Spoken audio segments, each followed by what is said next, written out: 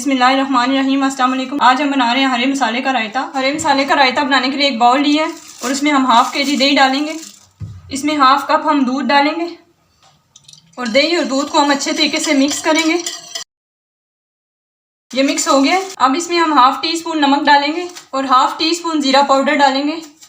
सफ़ेद ज़ीरा पीस के हमने हाफ़ टी स्पून इसमें डालना है। ये 2 हरी मिर्ची और हरा धनिया हमने लेके पीस लिया है। हरा धनिया तकरीबन आधी गठ्ठी आप ले लें, जितना आपको पसंद है ये इसमें डाल देंगे। 1 टीस्पून हम इसमें चीनी डालेंगे और इन सारी चीज़ों को हम अच्छे तरीके से मिक्स करेंगे।